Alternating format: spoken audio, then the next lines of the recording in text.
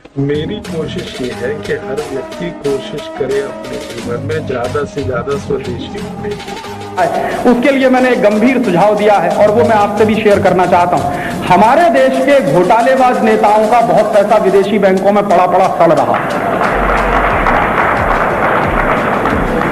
और ये कितना पैसा है? एनफोर्समेंट डायरेक्टरेट जो भारत सरकार का है उसका अनुमान है कि हमारे देश के घोटालेबाज नेताओं का $140 बिलियन परदेशी बैंकों में है।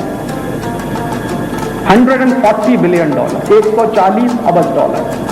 1 अरब में 100 करोड़ होता है और $1 में 42 रुपया होता है।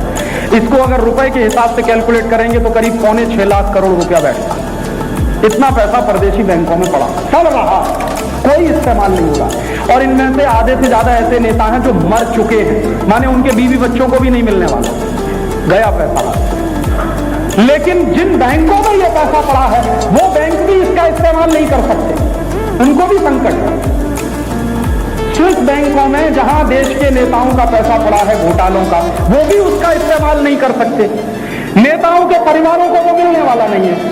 एक पैसे का हमको इंटरेस्ट नहीं मिलता, उस पर सर्विस चार्ज देना पड़ता है ऊपर। तो क्या करना चाहिए? तो इसका बहुत आसान सा सोल्यूशन है, ये करना चाहिए कि ये हमारे देश के पार्लियामेंट में एक कानून आना चाहिए, बिल आना चाहिए, और वो बिल कानून बनना चाहिए। और आप अपने इंदौर की जो प्रतिनिधि हैं लोकसभा की, उनको कहिए, इसकी ड्राफ्टिंग करके मैं दे सकता हूं। वो बिल ये कहेगा, पार्लियामेंट में आएगा और बिल ये कहेगा कि जितना पैसा परदेशी बैंकों में घोटालेबाज नेताओं का है वो सब राष्ट्रीय संपत्ति है, नेशनल प्रॉपर्टी। बस इतनी घोषणा करानी है कि जितने फॉरेन बैंक के अकाउंट्स में भारत के नेताओं का नाम लेने की जरूरत नहीं है, क्योंकि उसमें तकलीफ हो सकती है। एक जर्नल स्टेटमेंट करा देना है पार्लियामेंट के अंदर कि जितना पैसा परदेशी बैंकों में पड़ा है वो सब राष्ट्रीय संपत्ति है। तो क्या होगा? जैसे ही ये कानून यहां पारित होगा, वैसे ही स्विस बैंकों का अपना कानून है कि वो कभी भी किसी राष्ट्र की संपत्ति अपने यहां नहीं जमा कर सकते।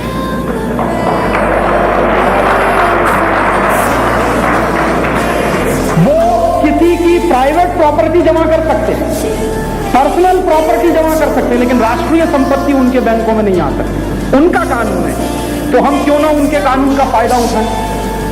तो जैसे ही वो पैसा राष्ट्रीय संपत्ति घोषित होगा, सारी विदेशी बैंकें वो पैसा आपको वापस करेंगी, क्योंकि आपकी राष्ट्रीय संपत्ति।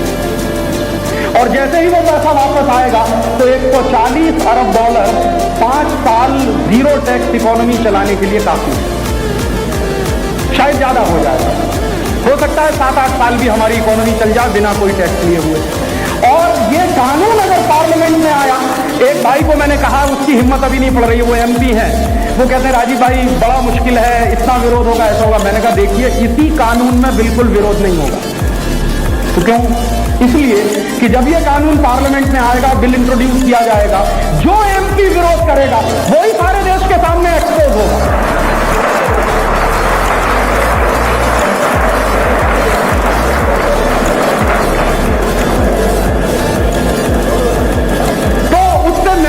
जाएगा पूरे देश में। मान लीजिए कोई पर्टिकुलर MP है, उसका कुछ भी नाम है, वो विरोध कर रहा है कि नहीं, ये नहीं होना चाहिए, नहीं होना चाहिए। इसका मतलब बिल्कुल साफ है कि उसी का पैसा परदेशी बैंक में सबसे ज्यादा है।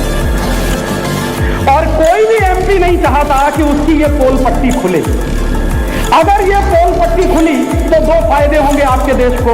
या तो ऐसे MP भागकर विदेशों में बस जाएंगे, वो हिंदुस्तान की धरती छोड़ देंगे, और ऐसे लोग जितनी जल्दी देश की धरती छोड़े उतना अच्छा। या फिर उनमें अगर हिम्मत होगी तो पार्लियामेंट में ये बिल पारित होगा और सारा पैसा विदेशों से भारत के बैंकों में आएगा।